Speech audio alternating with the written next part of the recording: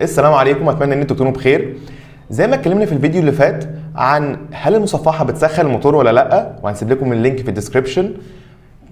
اتكلمنا فيها على ان المعدن بينقل حراره اكبر بكتير قوي من البلاستيك. تعالوا بقى ندخل جوه المعدن ونشوف ايه الانواع الموجوده. عندنا نوعين من المصفحات، نوع من الالومنيوم ونوع من الصلب. هنتكلم عن الفرق بينهم في 4 نقط. اول حاجه معدل نقل الحراره، تاني حاجه الوزن، تالت حاجه القوه، ورابع حاجه العمر الافتراضي. اولا بالنسبه لمعدل نقل الحراره، كنا اتكلمنا في الفيديو اللي فات عن حاجه اسمها معامل النقل الحراري. مش مهم نعرف عنه كتير دلوقتي، ولكن اللي يهمنا ان الالومنيوم معامل النقل الحراري بتاعه 5 اضعاف معامل النقل الحراري للصلب. وده معناه ايه؟ معناه ان المصفحه الالومنيوم هتقدر تنقل حراره اكتر من المحرك للهواء، وده معناه ان المحرك هيبرد اكتر. وفي النقطه دي الالومنيوم هيكسب لانه هيساعد على تبريد المحرك اكتر.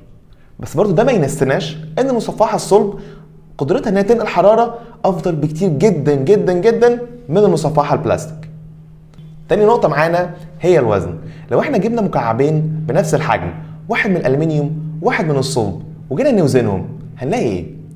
هنلاقي ان وزن مكعب الصلب تقريبا 3 اضعاف وزن المكعب الالومنيوم. برضو ده يودينا لفين؟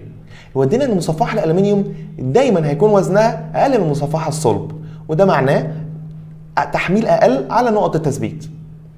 وعلشان كده هنلاقي في العربيات الغاليه اجزاء كتير قوي بتتعمل من الالومنيوم عشان نخفف الوزن، وهنا الالومنيوم يكسب معانا تاني. تالت نقطه هي القوه والمتانه. الحديد في العادي اقوى شويه من الالومنيوم، وممكن يتحمل صدمات اكبر كمان، ولكن عشان الالومنيوم مرونته اعلى فده معناه انه هينقل صدمات اقل لنقط التثبيت والمحرك. رابع واخر نقطه معانا هي العمر الافتراضي.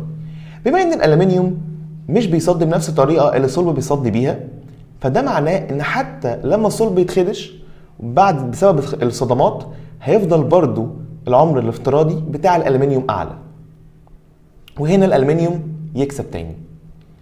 واحنا هنا في سوري انجينيرنج بنوفر النوعين، بنوفر المصفحه الصلب وبنوفر المصفحه الالومنيوم، وبنساعدك تختار الافضل ليك ولاحتياجاتك، وبنقدم لك ضمان على النوعين.